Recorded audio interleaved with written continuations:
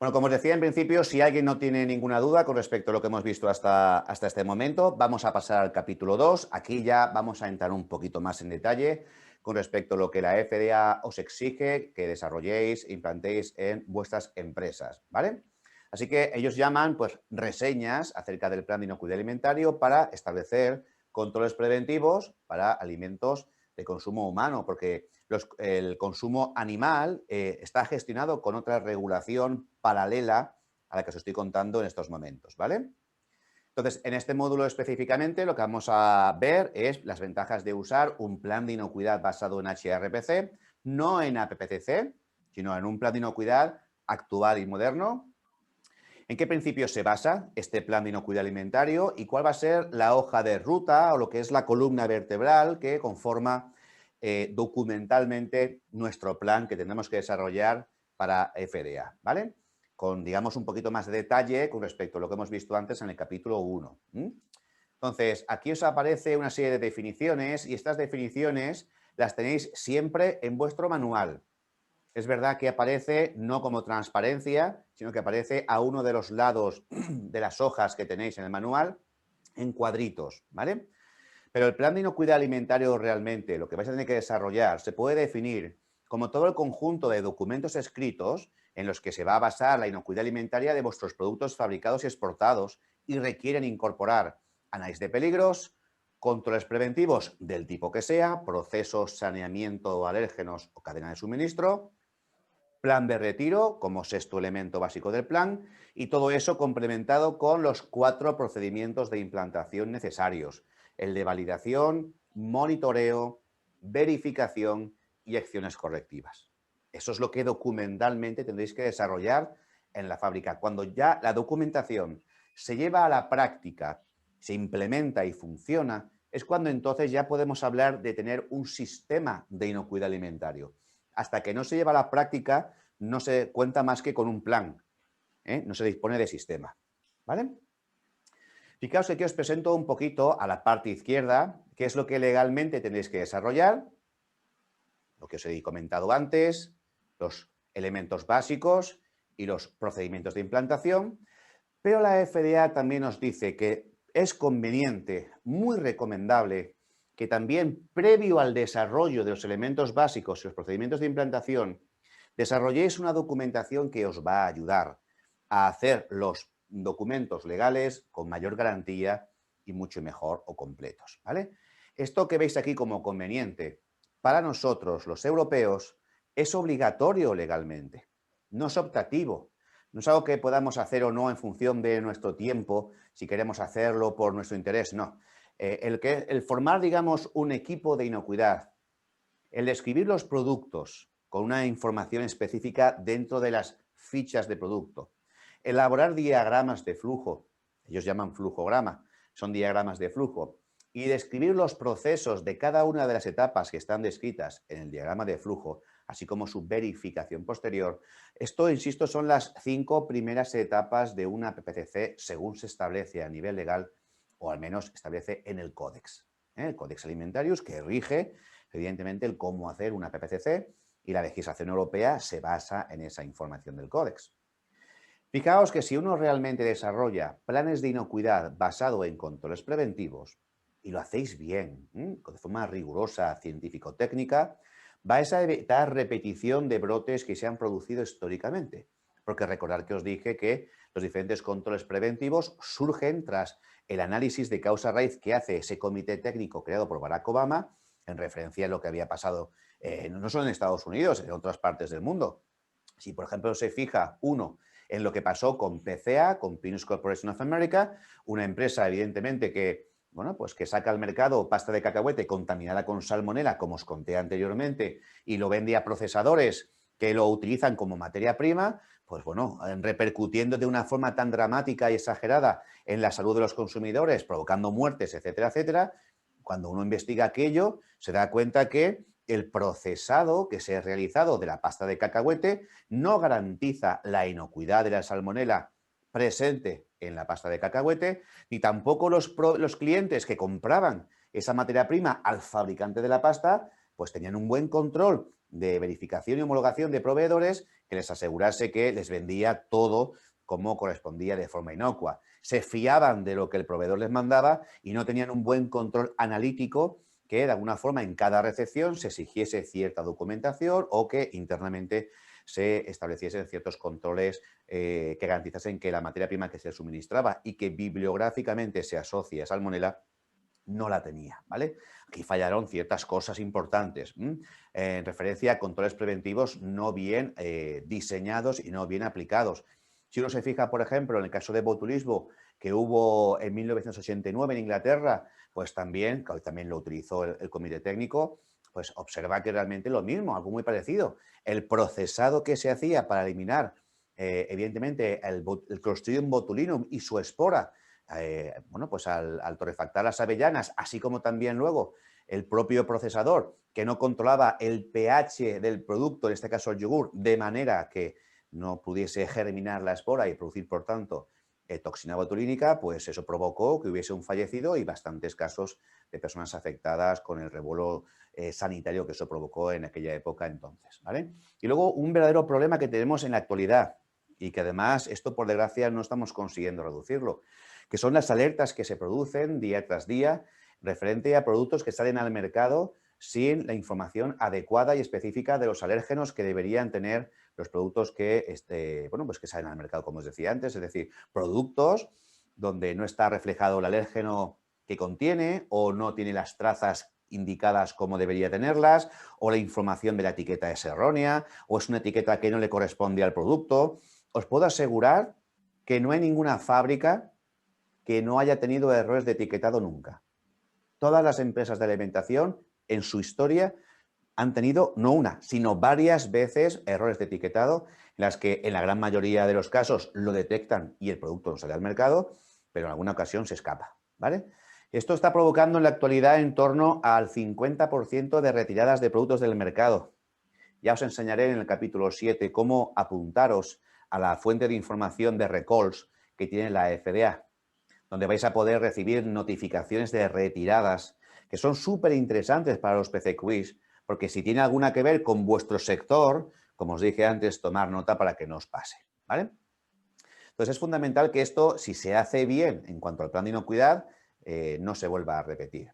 En España, evidentemente, también han pasado pues, ciertos problemas, además de una importancia elevadísima, como es el comercializar productos, conservas en este caso, o legumbres, bueno, pues una empresa además muy importante en España, que se llama Hermanos Cuevas, que está en La Rioja, es una megafactoría enorme productora de conservas, con BRC, con IFS, con todos los departamentos llenos de personas muy cualificadas, con laboratorios seguramente más grandes que los que tenéis en fábrica vosotros y vosotras, pues salieron conservas con toxina botulínica y bueno, fueron comercializadas por error y llegaron a distribuidores como el Corte Inglés, Lidl, Aldi, y bueno, pues lo compraron ciertos bomberos, igual que mucha otra más gente, pero fueron los primeros que lo consumieron y acabaron siendo ingresados con un riesgo de muerte evidente por parálisis de la musculatura que produce esta toxina. Ya sabéis que la toxina botulínica es la toxina más potente que se conoce para el ser humano y todos los tratamientos térmicos siempre van dirigidas a eliminar la bacteria, la forma vegetativa, pero también su espora, ¿vale? También su espora. Entonces, que veáis que no hay ninguna empresa, incluso siendo enorme como esta que os estoy poniendo en pantalla, que os pongo una como podría poner otras, ¿eh? Que yo no tengo nada contra esta empresa, al contrario, es una magnífica empresa, pero ya digo, lo que no quiero que tengáis en mente es que el que hagáis muchos controles os da una garantía 100% de inocuidad y no es así, ¿eh? No se libra a nadie, ¿vale? Bueno, hay más casos, pero no voy a invertir más tiempo en ellos por no perder más tiempo, ¿vale? Y aquí os presento, fijaos, por primera vez, uno de los documentos más importantes que tiene el curso. Se llama RFR, es el Reportable Food Registry, es un documento muy valioso que publica la FDA cada 5 años, donde nos está dando todos los casos o brotes o problemas que la industria está detectando, que los propios consumidores están padeciendo. Toda esa información la investiga la FDA. El último informe que tenemos es de 2009 a 2014. Es cierto que debido a la pandemia no se ha publicado todavía la versión, digamos, 2014, en este caso 2019, pero sí que es cierto que en breve se va a publicar. Y ahí nos dan una información valiosísima. Entre otras cosas porque nos están dando todos los problemas que ha habido por sectores en Estados Unidos, ¿eh? Cada sector identificado en cada fila y año por año los datos que se han registrado, que se han investigado, que son reales. Esto es muy importante para que podamos aplicarlo ¿dónde? En la valoración de nuestros peligros. Recordad que la valoración de peligros va a incluir, cuando luego veamos el capítulo 8, dos factores fundamentales. La probabilidad con la que ocurre un problema asociado a una materia prima o producto y la gravedad. La gravedad ya iremos a buscarla a ciertos documentos que hay publicados, pero la probabilidad, por ejemplo, se puede sacar de documentación como esta que veis en pantalla. Porque uno cuando coge el RFR publicado y se pone a mirar, está viendo cuáles han sido los causantes de estos problemas. De forma muy resumida, tenéis esta tabla que veis aquí, donde aparecen los 3 grandes problemas en Estados Unidos. Una observación importantísima. No mandéis nada a Estados Unidos que pueda tener errores o problemas de estos 3 tipos. Porque pueda tener salmonela, porque pueda tener listeria monocytogenes vuestro producto o algún error de etiquetado en alérgenos. Estos 3 tipos de problemas, 2 de tipo biológico, 1 de tipo químico, representan el 87% de los recall de los RFR publicados. Este problema o estos problemas son reducidos, o al menos sus objetivos son reducirlos por parte de FDA. Esto quiere decir que cuando llegue vuestro producto al punto fronterizo de Estados Unidos o los controles que hace a nivel oficial la FDA para buscar problemas en los productos de forma rutinaria, entre otras cosas, lo que buscan es precisamente que vuestros productos no den lugar a estos problemas. Así que un consejo absolutamente válido, antes de mandar un lote específico a Estados Unidos, control de salmonela, control de listeria y en el etiquetado envasado, controles específicos de alérgenos. Porque no os van a perdonar problemas, pero estos todavía menos. ¿Vale? Ya os digo que el 87% de los alimentos con problemas son debido a estas 3 cosas. Así que, bueno, pues ya sabéis que es lo que más se va a buscar, por tanto, en vuestros productos y lo que deberíais garantizar con vuestro procesado en las fábricas, con vuestros controles y vuestras gestiones específicas. ¿Vale? Fijaos esa transparencia que tenéis ahora en pantalla, que aparentemente es un poco simplona, porque no hay más que 3 circulitos con un nombre dentro y unas imágenes, pues para mí es una de las más importantes del curso. ¿Por qué? Cuando una empresa, por ejemplo, tiene un PCQI y ese PCQI se encarga de hacer todo el plan de inocuidad, que tiene que diseñar, implantar, como es lógico, y asegurar que se mantiene en el tiempo, una de sus obligaciones para hacer el plan es analizar peligros. Y los peligros, fijaos, vienen de 3 fuentes de contaminación. Pueden venir más, pero normalmente las generalizamos o recogemos en 3 fuentes. La fuente de contaminación que llamamos ingrediente. Los ingredientes, las materias primas de cualquier tipo, auxiliares, aditivos, aromatizantes, colorantes, envases incluso o etiquetas, incluso gas, si vamos a hacer un envasado en atmósfera protectora. Todo lo que conforma un producto, incluso los servicios, podrían condicionar la inocuidad del producto.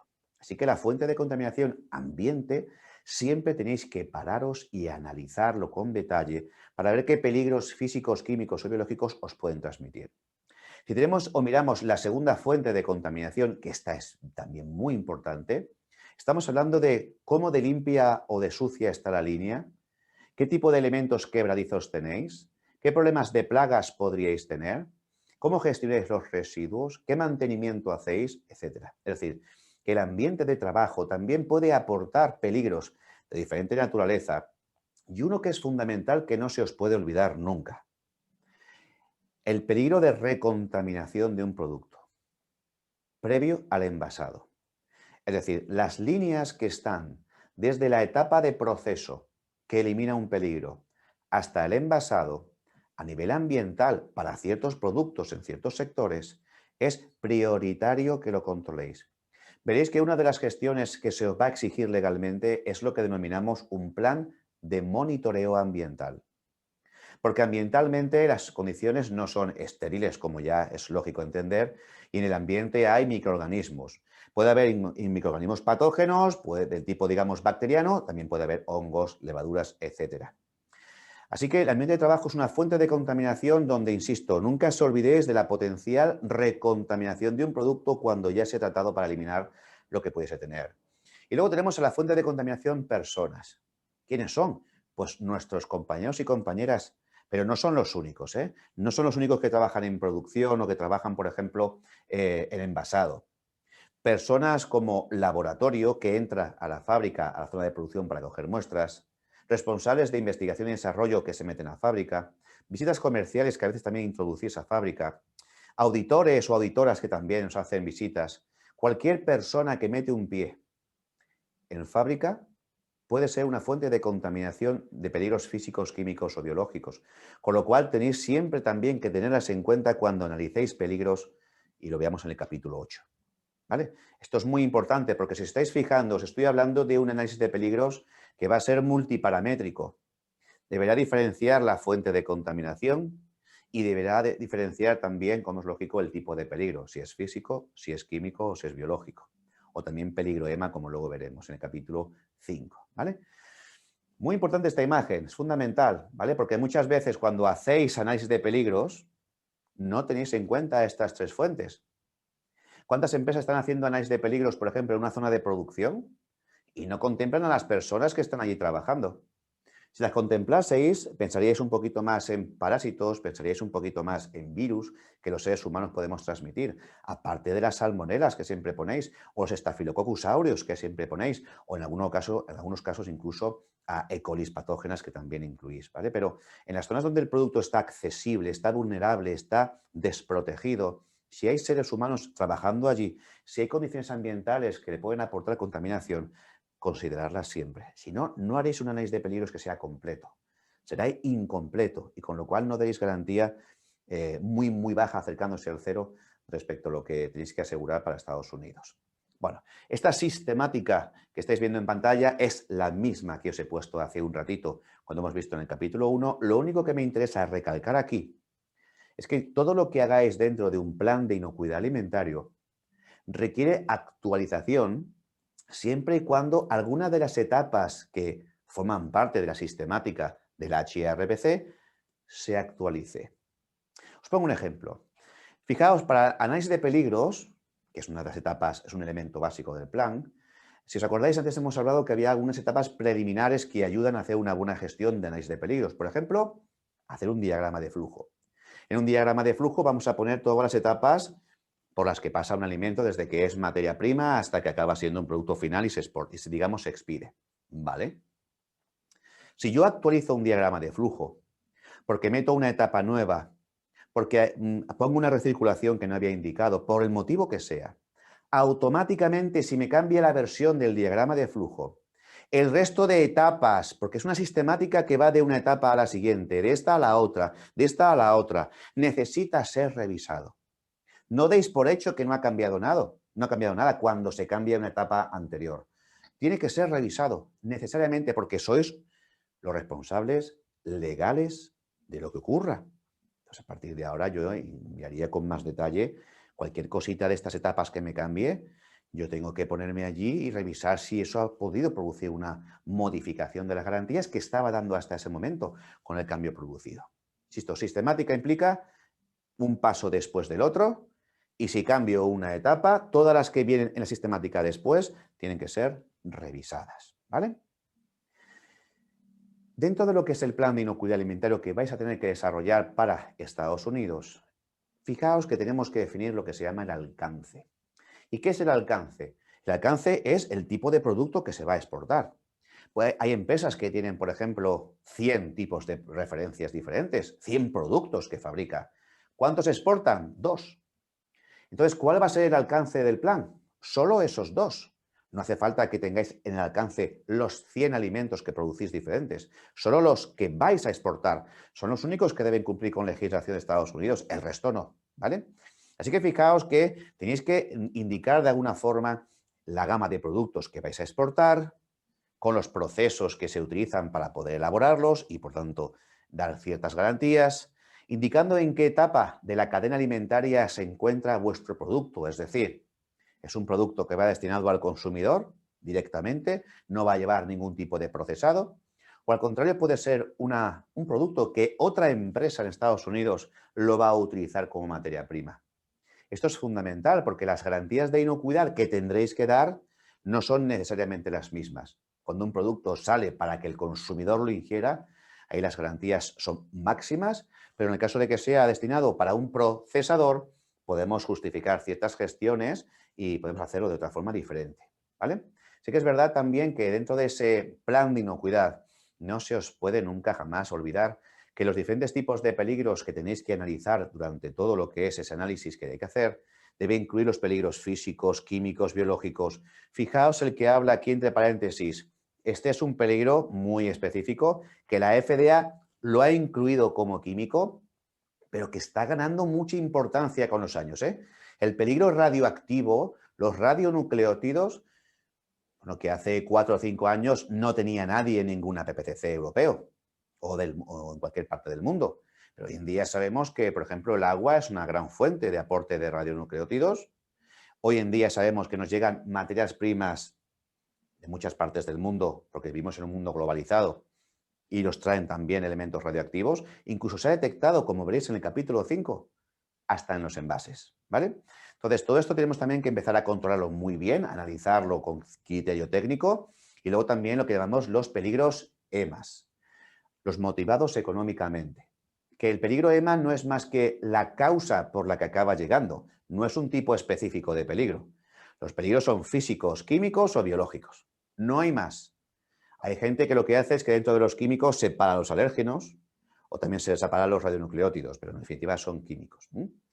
El EMA es la causa por la que dejamos que se escape el producto. Interés motivado económicamente. Es un peligro típico que a la FDA también le interesa mucho que aseguréis, porque resulta que es una de las causas más importantes de los recalls que se han producido años atrás. Les contaba antes PCA, melón cantalupo, son todos EMAs, causas de peligro y daño al consumidor. Y nos dicen, oye, que el plan de inocuidad alimentario sea específico de tu empresa. Es que no tenéis la misma realidad unas fábricas con respecto a las otras. No se hace lo mismo. Tenéis proveedores diferentes. Tenéis una distribución y unos flujos dentro de la fábrica de personal, de materias primas, de residuos, etcétera, diferente. Tenéis también unas condiciones ambientales diferentes. Todo eso hace que el plan de inocuidad no pueda ser un copia y pega de una fábrica a la otra. Aquí tenemos muchos problemas con FDA cuando hay fábricas multisite. Es decir, hay fábricas con una central y esa central dirige los planes de inocuidad del resto de fábricas. Les dice lo que tiene que poner en su plan de inocuidad. ¿Os ha pasado eso? ¿Suena? Una empresa que es la que está dirigiendo la gestión de inocuidad de todas, haciendo lo mismo. Todas hacen lo mismo, estando cada una en un país diferente, comprando a veces en proveedores diferentes, con distribuciones y flujos diferentes. Es absolutamente un error el intentar estandarizar la documentación de inocuidad porque tiene que ser específica de una única instalación. Es verdad que si tenéis una gama de productos grandes, elaborada, y lo vais a meter dentro del plan de inocuidad porque os exportáis, si son productos que son muy parecidos o son similares, que tienen los mismos peligros, que podemos gestionar los peligros con los mismos controles, pues podéis agrupar y hacer, digamos, planes de inocuidad en menor cuantía, en menor número. Pero si tenéis una gama de productos variada, pues vais a tener que tener diferentes planes de inocuidad. Para cada gama de producto tiene que tener su propio plan, ¿vale? Lo iremos viendo conforme avancemos. Bueno, pues en principio en 2016, cuando se hizo el manual que tenéis entre manos o en el ordenador, pues la FSPCA habló con la FDA y bueno, pues le propuso en la formación hacer planes de inocuidad como veis aquí en pantalla, como si fuese un libro, ni como si fuese un manual. Dentro tiene una serie de apartados y cuando lo abrimos, pues aparece la información que la FDA nos exige legalmente. Bueno, ese en principio eso ha cambiado. La opción ahora de 2020-2021 ya no es esta. Evidentemente no hace falta que tengáis documentos escritos como si fuese un libro o un manual. Podéis tenerlo en vuestros ordenadores de forma repartida, cada carpeta en un servidor donde tenéis la información. Lo que sí que es cierto es que la información tiene que estar. No puede faltar ningún documento, ¿vale? Y luego también recordad una cosa. Lo que estamos haciendo aquí es explicaros cómo dar cumplimiento legal a través de gestiones de planes de inocuidad que sean adecuados y reconocidos por FDA. Recordad, por tanto, que la documentación que elaboráis, ¿quién tiene que reconocerla y entenderla? La FDA. Cuando os visite tiene que ver que estéis dando cumplimiento a sus exigencias. Entonces, cuando la preparéis, cuando la diseñéis, pensad en las personas que van a tener que comprobar que lo hacéis bien. No lo hagáis de forma que solo lo entiende la persona que está en el despacho de calidad, que es responsable y dice, es que yo así lo entiendo perfectamente y lo gestiono muy bien. No, esto es una obligación legal. Hazlo para que los demás lo entiendan. Esto es lo importante, ¿vale? Aquí tenéis el contenido que se os pide dentro de este manual o plan de inocuidad alimentario. Recordad que ahora se puede tener en diferentes ordenadores, archivos. Lo importante es que los elementos básicos y los procedimientos los tengáis bien descritos con la información requerida. Si tenéis también, por ejemplo, información adicional básica recomendable, como os contaba antes, recordad que en Europa es obligatoria, pues también perfecto.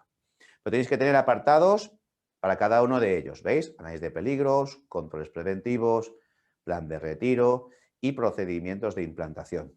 Esto solo es un modelo para que os ayude, ¿eh? Insisto, podéis hacerlo de formas diferentes. Toda la información que es recomendable que introduzcáis o preparéis antes de elaborar el plan, análisis de peligros y todo lo que venga después, se va a explicar en el capítulo 6. El análisis de peligros, que es lo más importante del curso, lo vamos a ver en el capítulo 8, con su pestañita, y ahí meteremos toda la información que desarrollemos y hay que actualizarla sin lugar a dudas cuando toque. Los diferentes tipos de controles preventivos, proceso, alérgenos, saneamiento y cadena de suministro a proveedores, también en cada uno de sus capítulos correspondientes, con mucho detalle para que sepáis hacerlo bien, con sus formatos, con sus procedimientos, con sus instrucciones que nos piden. Y luego, pues, el sexto elemento básico del plan, que veremos en el capítulo 15, que os decía, el plan de retiro, ¿eh? Con toda la información que se recomienda que se incluya, ¿vale? Recordad que yo aquí os estoy dando obligaciones legales, pero la FSPCA también os está diciendo cómo deberíais hacerlo para cumplir legalmente, ¿eh? Hay cosas que no son obligatorias legalmente que lo hagáis así. Y luego los procedimientos de implantación, que lo tenéis aquí. Todo esto que veis, los formatos para monitorizar, para verificar, para tomar acciones correctivas, los estudios de validación que tengáis hecho para cada gama de proceso, para obtener límites críticos validados, todo esto tiene que estar siempre bien conservado y disponible también para poder mostrar a la FDA cuando os visite, ¿vale? Bueno, pues aquí en principio habríamos acabado el capítulo 2. Ves que es un capítulo que no es muy amplio, pero sí que es verdad que pues, ya os está dando quizás más detalle de lo que vamos a ir desarrollando capítulos posteriores. Sí que es verdad que, insisto, dentro de toda la información que tendréis que desarrollar, con los controles preventivos y los procedimientos de implantación, recordad que el formato es flexible, que podéis darle un carácter diferente con respecto a lo que pueden hacer otros PCQs, pero sí que es verdad que, insisto, la documentación tiene que estar por lo menos la que pide la FDA y hacerla específica de vuestra empresa, de vuestra instalación. No hagáis un copia y pega. Si hacéis copia y pega y os detectan, tendréis problemas. Es verdad que hay muchas guías, es verdad que hay muchos sectores regulados. Aquí en España ya tenéis guías sectoriales que podéis utilizar de referencia, pero no es más que eso. Es una referencia. No es lo que tenéis que poner en vuestros planes. No es tal cual lo que ocurre, porque quien hace la guía es que no sabe ni vuestra realidad, ni la del otro, ni la del otro. No lo sabe. Ha hecho algo genérico. Y lo que hay que hacer es especificarlo a vuestra empresa. Entonces, no es un copia y pega, ¿vale? Importante que tengáis esto en cuenta.